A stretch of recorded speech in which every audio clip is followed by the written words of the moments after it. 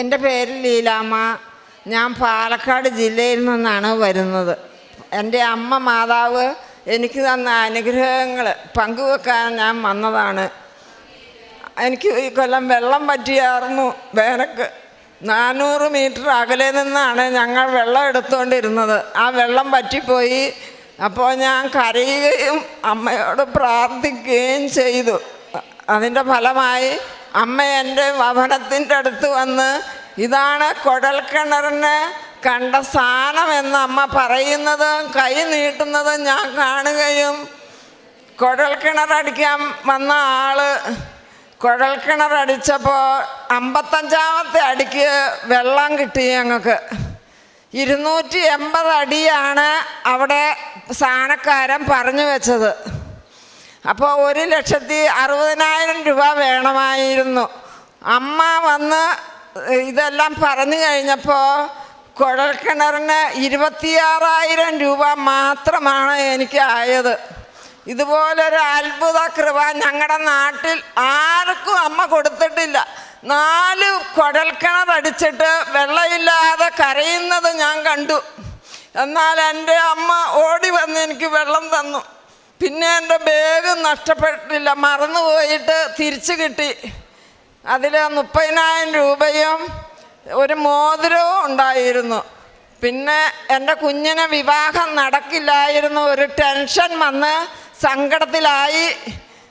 പിന്നീട് എൻ്റെ അമ്മ അവൾക്ക് വിവാഹം ഒരുക്കി തന്ന് വിവാഹം നടന്നു.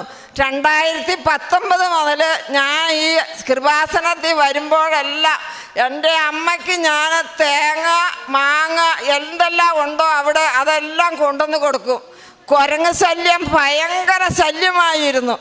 തേങ്ങ ഒരെണ്ണം കിട്ടില്ലായിരുന്നു. ഇപ്പോൾ ഞങ്ങളുടെ പറമ്പിൽ ഒറ്റ കുരങ്ങ് വരില്ല. വാഴക്കൊല കിട്ടും, തേങ്ങ കിട്ടും, മാങ്ങ കിട്ടും, എല്ലാ സാധനങ്ങളും അമ്മ എനിക്ക് തരും. ഞാൻ ഒറ്റയ്ക്ക് അവിടെ നിന്ന് ഓടി വരും അമ്മയുടെ അടുക്കിലേക്ക്. ഇവിടെ ഇന്ന് ഞാൻ വന്നപ്പോൾ അമ്മയ്ക്ക് ഞാൻ തേങ്ങ കൊണ്ടുവന്ന് കൊടുത്തു. എൻ്റെ അമ്മ എന്നോട് കാണിക്കുന്ന സ്നേഹം എനിക്ക് പങ്കുവെക്കാൻ പറ്റില്ല.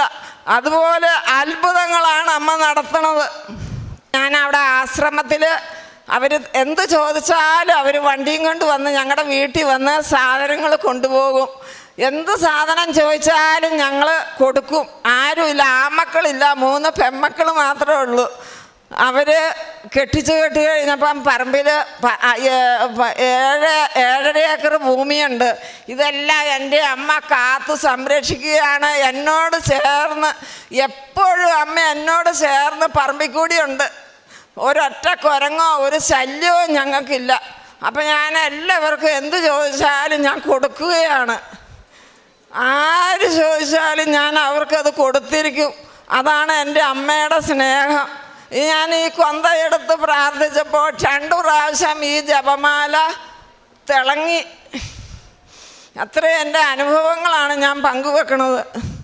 പരിശുദ്ധ അമ്മയുടെ മധ്യസ്ഥതയിൽ 2019 തൊട്ട് ഈ അമ്മ എപ്പോഴും ഈ ദേവാലയത്തിൽ വരുന്നു എന്ന് പറയുന്നതിനേക്കാളുപ്പുറം അമ്മേനെ കാണാൻ വരുന്നത് പോലെ മാതാവിനെ കാണാൻ വരും. കുടുംബത്തിൽ ആ ഒരു ഉടമ്പടി കാലഘട്ടത്തിൽ ഉണ്ടായിട്ടുള്ള ഫലങ്ങൾ എന്താണെങ്കിലും അതിൻ്റെ ഒരു പങ്ക് ഇവിടെ കൊണ്ട് മാതാവിനെ കാണിച്ചിട്ട് പ്രാർത്ഥിച്ചിട്ടൊക്കെയാണ് തിരികെ പോകുന്നത്. അപ്പോൾ ഇതുവരെയുള്ള ഉടമ്പടിയിൽ എല്ലാ പ്രാവശ്യവും ഇതുപോലെ അപ്പോൾ നമ്മളിപ്പോൾ സാക്ഷ്യങ്ങൾ പലത് കേൾക്കുമ്പോൾ ഇതുപോലെ നമ്മൾ ജീവിച്ചിരിക്കുന്ന ഒരു ആൻറ്റിയെയും അല്ലെങ്കിൽ ജീവിച്ചിരിക്കുന്ന ഒരു വല്യമ്മേനെയും അമ്മേനെയൊക്കെ കാണാൻ പോകുന്നതിനേക്കാളും അപ്പുറം ഒരു ഹൃദ്യമായിട്ടൊരു ബന്ധം പലർക്കും പരിശുദ്ധ അമ്മയായിട്ട് ഈ ആലയവുമായിട്ടുണ്ട് എന്നുള്ളത് സത്യമായിട്ടുള്ള കാര്യമാണ്. ഇപ്പോൾ ഈ അമ്മ സാക്ഷ്യം പറയുമ്പോൾ അത് വ്യക്തവുമാണ്. ഇപ്പോൾ ഇവിടെ വന്ന് മാതാവിനോട് വ്യക്തമായിട്ട് കാര്യങ്ങളൊക്കെ പറയും, പോകും. അതിന് വ്യക്തമായിട്ട് അനുഭവങ്ങൾ ലഭിച്ചിട്ടുണ്ട്. രണ്ടാമത്തത് അവിടെ ആയിരിക്കുന്നിടത്ത് വെള്ളത്തിൻ്റെ ദൗർലഭ്യമുള്ളൊരു സ്ഥലമാണ്. അപ്പം അമ്മ പറയണത് പോലെ പരിശുദ്ധ അമ്മ തന്നെ കാണിച്ചു തന്ന ഒരിടത്ത് അത് പ്രതീക്ഷിക്കുന്നതിനും അത്രയും പോലും അധ്വാനം ചെയ്യാതെ ജലം നൽകി എന്നുള്ളത്. അപ്പോൾ ഒരു കോണ്ടെക്സ്റ്റായിട്ട് മനസ്സിലാക്കുമ്പം അത് വലിയൊരു ദൈവാനുഗ്രഹമാണ്. അതാണ് അമ്മ മറ്റുള്ളവർക്ക് ലഭിച്ച് ഇല്ല എന്ന് പറയുമ്പോൾ അതിനർത്ഥം മറ്റുള്ളവർക്ക് ലഭിക്കാത്തുള്ള സന്തോഷമില്ല. കാരണം അങ്ങനത്തെ ഒരു സാഹചര്യത്തിൽ മാതാവ് തന്നെയാണ് എനിക്ക് നൽകിയെന്നുള്ള ബോധ്യപ്പെടുത്തലിനാണ് അങ്ങനെ ഒരു സ്റ്റേറ്റ്മെൻറ്റ് കൂട്ടത്തിൽ പറയണത്. മൂന്നാമത്തത് മകളുടെ കല്യാണത്തിനെക്കുറിച്ചും അതും അമ്മ ഏറ്റവും മനോഹരമായിട്ട് നടത്തിയെന്നുള്ളതും, പിന്നെ തൻ്റെ കാർഷിക വിളകളെല്ലാം അത് എന്ത് തന്നെയാണെങ്കിലും ഇപ്പം നിങ്ങൾക്കറിയാം, ഇത് ഉപജീവനമായിട്ട് മുന്നോട്ട് കൊണ്ടുപോകുന്നവർക്കറിയാം ശല്യം കുരങ്ങിൻ്റെയും. അപ്പോൾ ഈ സാക്ഷ്യങ്ങളൊക്കെ പരിശോധിക്കുമ്പം ഒരുപാടിടങ്ങളിൽ പരിശുദ്ധ അമ്മയുടെ ഉടമ്പടിയുടെ വസ്തുക്കളൊക്കെ ഉപയോഗിക്കുമ്പം പ്രകൃതി പോലും അതിനനുസരിക്കുന്നതായിട്ട്, ഇതിലൊന്നും ഒരു ദൈവാനുഭവം ഇല്ലെന്നൊന്നും പറയാൻ പറ്റില്ല. എല്ലാ സാക്ഷ്യങ്ങളിലും ഇതുപോലെ, ഇപ്പോൾ ഇതിനു മുമ്പ് പറഞ്ഞ സാക്ഷ്യത്തിലും നദി ഒഴുകുന്നതിൻ്റെ കാര്യം പറഞ്ഞപ്പോഴും ഒക്കെ പറയണില്ല. അപ്പം പരിശുദ്ധ അമ്മയ്ക്ക് ഇഹലോക രാജ്ഞിയെ മുടിധരിപ്പിക്കപ്പെട്ടിട്ടുള്ളതെന്നുള്ള രഹസ്യം ധ്യാനിക്കുന്നവരും പ്രാർത്ഥിക്കുന്നവരും പ്രത്യക്ഷണ പ്രാർത്ഥനയും പ്രപഞ്ച പ്രകൃതിയുടെ മാതാവെന്ന മാതാവിനെ ഒരു പ്രകൃതിയായിട്ട് ചേർത്ത് പ്രകൃതിയുടെ അമ്മയായിട്ട് വേണം. പ്രകൃതി എന്ന് പറയുന്നത് മനുഷ്യർ മാത്രമല്ല എന്നുള്ളതാണ്. അപ്പം ഇത് ഈ സാക്ഷ്യങ്ങളിലൂടെ വീണ്ടും അമ്മ ഈ ലോകത്തിനോട് വ്യക്തികളിലൂടെ പറയുന്നു, പരിശുദ്ധ അമ്മയെ ഏൽപ്പിക്കപ്പെട്ടിട്ടുള്ള അധികാരം എന്ന് പറയുന്നത് നമ്മുടെ ജീവിതത്തിൽ മാത്രമല്ല, നമ്മുടെ പ്രാർത്ഥനയോടൊപ്പം അവസാനം വരെയും സ്വർഗം വരെ സഞ്ചരിക്കാനായിട്ടുള്ള അധികാരം, സ്വർഗത്തിലൊപ്പമായിരിക്കുള്ള അധികാരം. അപ്പോൾ ഈ അമ്മയുടെ സാക്ഷ്യം ഒരുപാട് പേരെ ഇനിയും സഹായിക്കട്ടെ. അപ്പോൾ പരിശുദ്ധ അമ്മയായിട്ടുള്ള ഈ ബന്ധം ഇനി ആഴപ്പെടുവാനും ഈ അമ്മയിലൂടെ ഒരുപാട് പേർക്ക് അമ്മ മാതാവിൻ്റെ വലിയ സ്നേഹവും സാമീപ്യവും അനുഭവിക്കുവാനായിട്ട് ഇടവരുത്തട്ടെ എന്ന് പ്രാർത്ഥിക്കുന്നു. ഈ സാക്ഷ്യത്തെ പ്രതി നമുക്ക് കരങ്ങളടിച്ച് ദൈവത്തിൻ്റെ നാമം മഹത്വപ്പെടുത്താം. ഈശോപ്പച്ചനും മാതാവിനും 1000 നന്ദി. എൻ്റെ പേര് സുജ, ഞാൻ കൊല്ലത്തുനിന്ന് വരുന്നു. ഞാൻ 4/4/2024 ഇവിടെ വന്ന് ഉടമ്പടി എടുത്തത്. ഉടമ്പടി എടുക്കാൻ വരാനുണ്ടായ സാഹചര്യം, എനിക്ക് 1 വർഷത്തോളമായി നല്ല നെഞ്ചുവേദന ഉണ്ടായിരുന്നു. അങ്ങനെ ഞാൻ ഡോക്ടറെ ചെന്ന് കണ്ടപ്പോൾ ഡോക്ടർ പറഞ്ഞത് എനിക്ക് അറ്റാക്കിനുള്ള സാധ്യതയാണെന്നാണ്. നെഞ്ചിടിപ്പ് കൂടുതലായിരുന്നു. അങ്ങനെ നെഞ്ചിടിപ്പ് കുറയാനുള്ളയും ബ്ലഡ് കോട്ടാവാതിരിക്കാനുള്ള ഇഞ്ചക്ഷൻ തന്നു, ഗുളിക തന്നു കഴിക്കാൻ. അങ്ങനെ ഞങ്ങളെ വീട്ടിൽ പ്ലാസ്റ്റിക് എടുക്കാൻ വരുന്ന ചേച്ചി എൻ്റെ അടുത്ത് ഇങ്ങനെ ഒരു കൃപാസനത്തെക്കുറിച്ച് പറഞ്ഞതും ഈ പള്ളിയെക്കുറിച്ച് ആദ്യമായിട്ടാണ് ഞാൻ കേൾക്കുന്നത്. അങ്ങനെ ഇവിടെ വന്നു, ഞാൻ ഉടമ്പടി എടുത്ത് ഇവിടുന്ന് തിരിച്ചു പോയതിന് ശേഷം ഇതുവരെയും പിന്നെ എനിക്ക് ആ നെഞ്ചുവേദന വന്നിട്ടില്ല. പിന്നെ രണ്ടാമതായിട്ട് എൻ്റെ മോൻ്റെ കഴുത്തിൽ ഒരു 1.5 വയസ്സ് മുതൽ ഒരു മുഴ കണ്ടു തുടങ്ങിയായിരുന്നു. ഞങ്ങൾ ഒരുപാട് ഡോക്ടർമാരെ കാണിച്ചു, എന്നിട്ട് ഇടയ്ക്ക് ടെസ്റ്റൊക്കെ ചെയ്തപ്പോൾ കുഴപ്പമൊന്നുമില്ല എന്ന് പറഞ്ഞ്. ഇപ്പോൾ അത് കൂടിക്കൂടി വരുമായിരുന്നു. അങ്ങനെ ഞാൻ അമ്മയെടുത്ത് അത് രണ്ടാമതായി സാക്ഷ്യം വെച്ചു, അത് മാറിക്കിട്ടി. പിന്നെ എൻ്റെ കണ്ണിൻ്റെ മുകളിലായിട്ട് ഒരു ചൊറിച്ചിൽ വരുമായിരുന്നു, 5 വർഷത്തോളമായി. അതും തൈലം തേച്ച് ഞാൻ വിശ്വാസ പ്രമാണം ചൊല്ലി പ്രാർത്ഥിച്ചതിൻ്റെ ഫലമായി എനിക്ക് മാറിക്കിട്ടി. പിന്നെ എൻ്റെ കുഞ്ഞമ്മയ്ക്ക് ഇടയ്ക്ക് തലയ്ക്കൊരു ഓപ്പറേഷൻ വേണ്ടി വന്ന്, അങ്ങനെ ഓപ്പറേഷൻ കഴിഞ്ഞ് കുഞ്ഞമ്മ നേരെയായി, കുഴപ്പമൊന്നുമില്ലായിരുന്നു, ഓപ്പറേഷൻ സക്സസ് ആയിരുന്നു. അത് കഴിഞ്ഞ് വീട്ടിൽ വന്ന് 2 ആഴ്ചയായപ്പോൾ കുഞ്ഞമ്മ ഒന്ന് മറിഞ്ഞ് വീണ് കുഞ്ഞമ്മയ്ക്ക് രണ്ടാമതും സർജറി ചെയ്യേണ്ടി വന്ന്, അങ്ങനെ കോമയിലായി. ഞാൻ പോയി കുഞ്ഞമ്മയടുത്ത് പോയി തൈലം പുരട്ടി കുഞ്ഞമ്മയെ വിശ്വാസ പ്രമാണം ചൊല്ലി പ്രാർത്ഥിച്ച്, അങ്ങനെ പ്രാർത്ഥിച്ചതിൻ്റെ ഫലമായി കുഞ്ഞമ്മയ്ക്കിപ്പം തന്നെ പിടിച്ച് നടക്കുന്നൊരവസ്ഥയിലോട്ട് കുഞ്ഞമ്മ വന്നു. പിന്നെ എൻ്റെ ചേട്ടന് ഇവിടെ വയറ്റിലൊരു മുഴയുണ്ടായിരുന്നു, അതിനകത്ത് തൈലം പുരട്ടി ഞാൻ പ്രാർത്ഥിച്ചതിൻ്റെ ഫലമായിട്ട് ചേട്ടനും സൗഖ്യം തന്നു.